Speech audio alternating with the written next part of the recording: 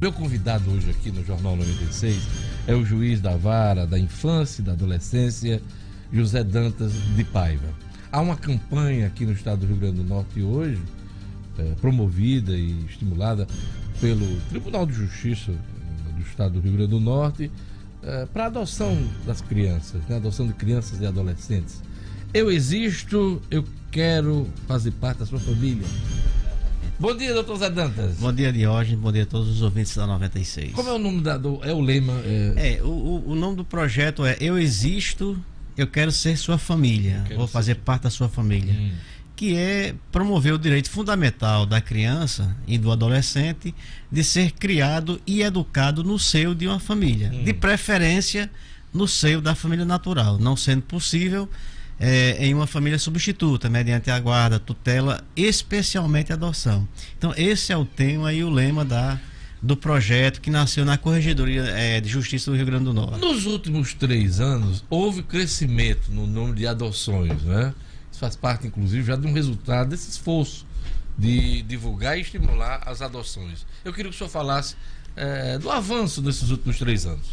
Bom, é um trabalho nosso, é missão da Justiça da Infância e da Juventude do Brasil inteiro, promover o direito fundamental de ter uma família, né?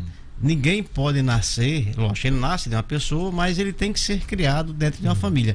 É um direito fundamental, essencial, cientificamente provado que ninguém consegue sobreviver fora de uma família. E é um direito da criança. E nós, juízes da infância e juventude, temos essa missão de cuidar de crianças e adolescentes. E ao longo desse tempo, naturalmente se percebe que em algumas circunstâncias a criança e o adolescente eles não são adotados. E aí nós partimos para um diagnóstico para saber o porquê. Porque crianças e adolescentes ainda ficam em instituições tendo pessoas que querem adotar. E naturalmente chegou-se à conclusão, depois de se observar os cadastros das pessoas que pretendem adotar, o maior empecilho ainda é o perfil da criança desejada, né? Nós sabemos que a maioria, isso é uma questão cultural, a maioria das pessoas ainda quer crianças recém-nascidas do sexo feminino e de cor branca, né? E no máximo até 3 anos. Então isso é um empecilho para a adoção. Significa dizer que a partir do momento que a criança começa a crescer dentro de uma instituição, começa a se desenvolver, Fica mais difícil, vai ficando com a idade maior, mais velha. Então ela se torna o que nós chamamos uma criança invisível. Criança invisível. Invisível. Na medida que ela cresce e vai ficando mais velha, você vê, criança com 4, 5 anos chamada de velha é um absurdo, mas é verdade. Na hora que ela fica com 3, 4, 5, 6, 7 anos de idade, então ela vai ficando fora desse perfil desejado. Porque, por exemplo, no Brasil, só no Rio Grande do Norte, nós temos mais de 400 pretendentes cadastrados aguardando uma criança. E nós temos Quantos, repita, por favor? 415, mais ou menos 415 pretendentes cadastrados aguardando, querendo adotar. E nós temos, por outro lado, em torno de 70 crianças e adolescentes aptos à adoção, que estão para adoção. E aí é um desequilíbrio. Quer dizer, há uma procura maior e uma, vamos usar a demanda, é um termo econômico, mas uma demanda poderia, essas crianças todas já terem é uma sido demanda adotadas, que existe, né? Que elas poderiam ter sido adotadas. E aí você pergunta, mas por que existe? Eu falei em demanda, mas demanda maior e uma oferta compatível hoje é proporcional, mas é uma conta que não fecha, né? Quando eu digo assim, entre aspas, uma conta que não fecha, porque se nós temos crianças e adolescentes que estão prontos para serem adotados e nós temos uma quantidade razoável de pretendentes casados ou solteiros e essas crianças não são adotadas, e aí nós percebemos que é o perfil, né? Então nós temos, por exemplo, a maioria desses 70 crianças, talvez 75%, sejam já de adolescentes, pessoas com mais de 12 anos de idade. Então essas pessoas dificilmente serão adotadas, porque elas estão excluídas do perfil desejado. E aí com as campanhas de hoje, nós começamos a mudar essa mentalidade, essa questão cultural. esse mito até de que a adoção de pessoas com mais de 7 anos, tanto crianças quanto adolescentes com mais de 12 anos, é uma adoção possível e tão importante, e há relatos de que dão certo, tanto quanto uma adoção de uma criança. É por isso que as campanhas elas procuram mudar esse perfil, os projetos, como Eu Existo da Corregedoria, como Crianças Invisíveis, Olhe para Nós, da Coordenadoria da Infância e Juventude. A Assembleia Legislativa fez uma campanha similar há 2, 3 anos atrás, né, também, divulgando a adoção. Nós temos que ter parcerias nessa área, porque nós temos que envolver o poder público, as famílias e a sociedade civil de uma forma geral, e a sociedade organizada. E a diferença, por exemplo, de hoje, dessa campanha deste ano, Olha para Mim, dentro também, e faz parte do projeto Eu Existo da Corregedoria, que diferente dos anos anteriores, eu não sei se as pessoas perceberam isso, nós mostramos as imagens e o rosto das crianças e dos adolescentes. Ali nós mostramos em redes sociais, nos meios de comunicação social de uma forma geral, a própria criança, como tem uma criança, Isabelle, de 11 anos, e adolescentes de 14, 15, 16, 17 anos, dizendo: olha, eu preciso de uma família. Então nós mostramos o rosto desse adolescente ou dessa adolescente, e ela própria e ele próprio pediram uma família. Eles fazem um apelo dizendo: olha, eu existo, olhe para mim. Então isso é um apelo forte e que já trouxe resultados, né? Alguém pode estar em dúvida se mostrar a imagem de uma criança dessa fere o Estatuto da Criança e do Adolescente. Não, porque o Estatuto da Criança e do Adolescente só proíbe a imagem de criança em situações de risco e de crime, né? Mas, Diógenes, o Estatuto continua ainda vedando a publicidade de crianças e adolescentes, quer estejam em situação de risco ou de acolhimento institucional, e também de adolescentes infratores. Continua a vedação. Mas nós, juízes, nós avançamos. Em cada caso, nós poderemos sim autorizar, contrariando o próprio Estatuto, nós podemos autorizar que essas imagens sejam apresentadas. Neste caso foi autorizado. E nesse caso específico de mostrar as imagens de crianças e adolescentes acolhidos, nós autorizamos, contrariando o próprio Estatuto. Porque na hora que você... Mas por uma boa causa, né? Uma boa causa. Para fazer o bem a essas crianças. Exatamente. É porque existe um princípio hoje, Diógenes, bem interessante, que não está na Constituição.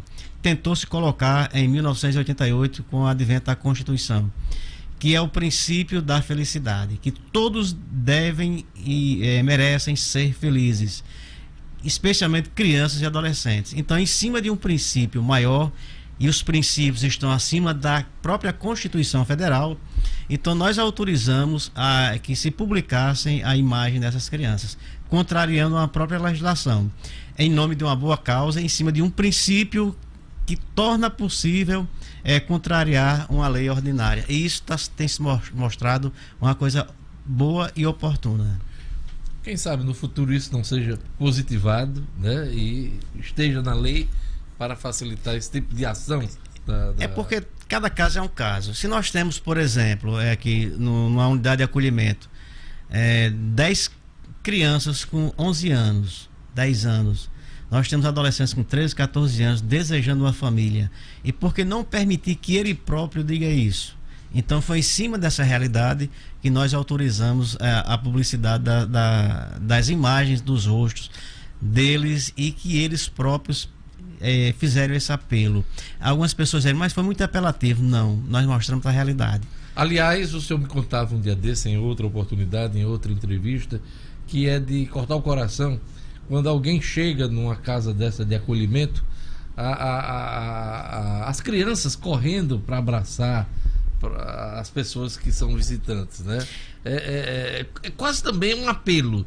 Eu existo, eu quero... É um apelo, até porque quem conhece essas casas sabem disso. Nós temos, por exemplo, 3 casas que são públicas, que são do município, e nós temos outras casas que são de entidades não governamentais.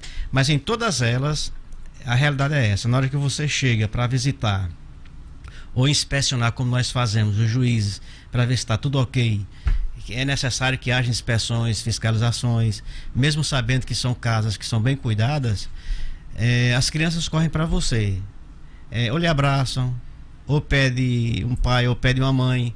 E algumas delas é impressionante, mesmo sabendo que se ela voltar para casa, ela pode ser maltratada, mas como ela é a única referência que elas têm, elas chegam para o juiz e dizem: ei, me mande para casa, eu quero voltar para casa. Então elas querem a família, elas querem o espaço delas, elas querem a referência, a identidade delas.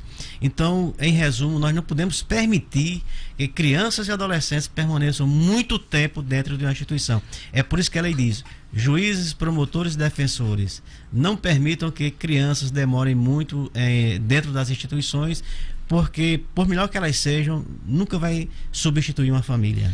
E nessa linha, em novembro de 2017, o presidente Michel Temer sancionou com vetos uma lei que pretende criar mecanismos para acelerar, apressar o processo de adoção de crianças e adolescentes. Na verdade, é uma complementação a uma legislação que já existia. E a lei estabelece que a permanência de crianças e adolescentes em abrigos não poderá se prolongar por mais de 1 ano e meio, doutor Zé Dantas. É isso. Na prática, essa lei saiu do papel? Saiu, porque essa legislação ela começou a ser alterada, o próprio estatuto, em 2009, quando disse que nenhuma criança ou adolescente poderia ficar mais de 2 anos em situação de acolhimento. E aí criou-se outros mecanismos, como por exemplo audiências concentradas, para trazer todos que estão envolvidos com aquela criança, para dizer: alguém tem que apresentar uma saída.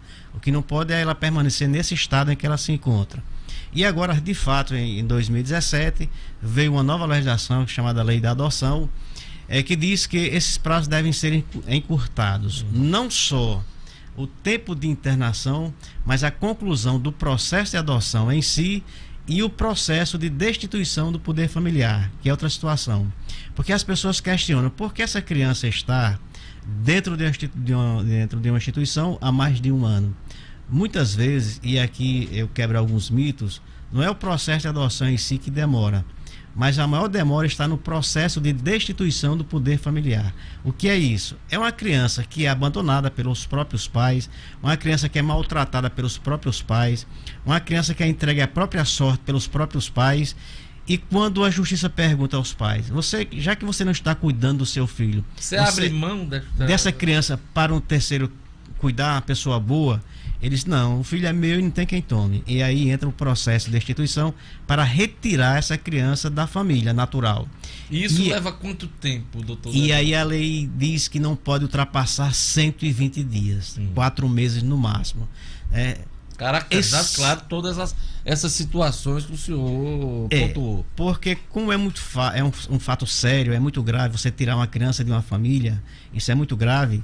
Então, mesmo que os pais não tenham condições de contratar um advogado, o juiz tem o dever de nomear um para eles, para que eles possam se defender. Então, esse processo de destituição é o processo que demora mais tempo.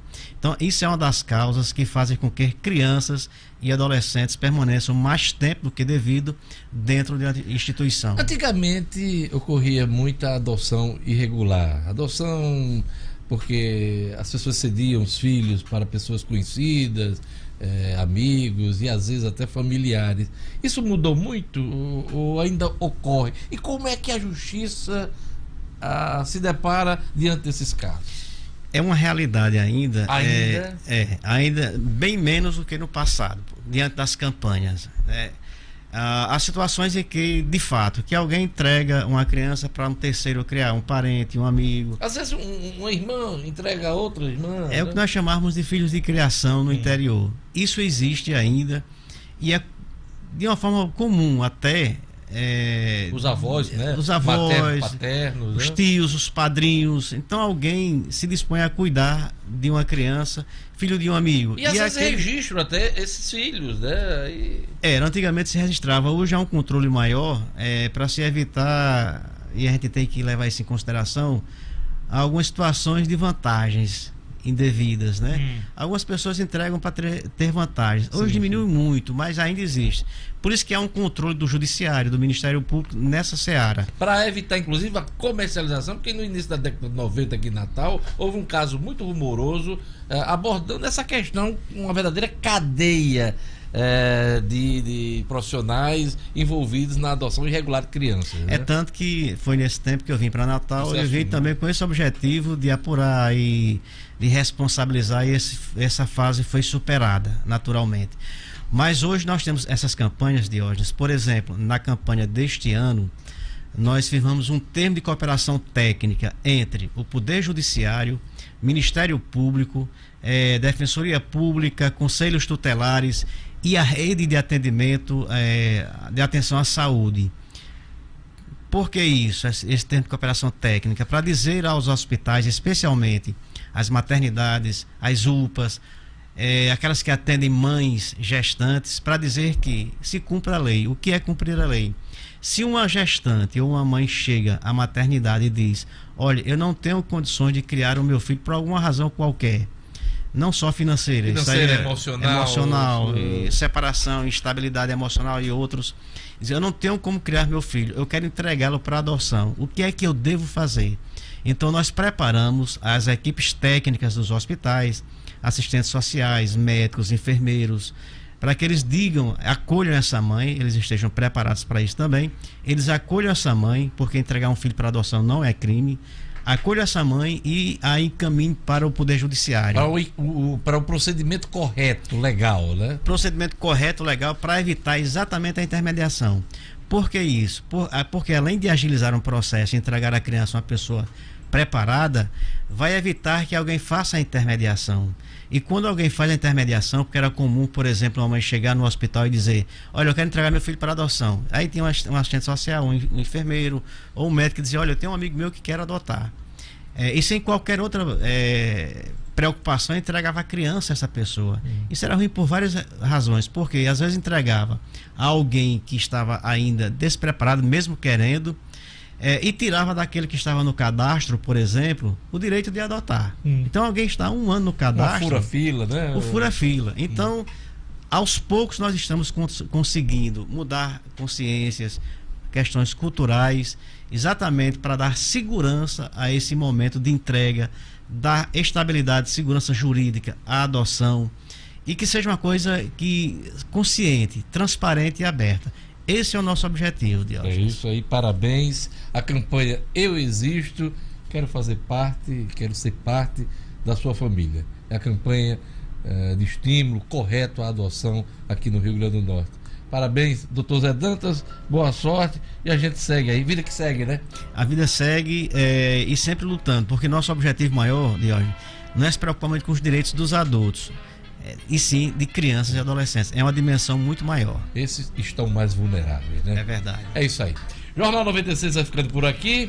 Tenhamos todos um bom dia. Lembrando que logo mais teremos Sabatina no Minuto com Darcio Galvão, falando sobre economia criativa. 16 horas, portal No Minuto, Facebook e também no YouTube. Amanhã teremos aqui um resumo dessa sabatina do Darcio Galvão aqui também no Jornal 96. A todos um bom dia. Daqui a pouquinho tem o Padre Nunes com Fé na Vida. Sigam a programação da 96 FM. Tchau!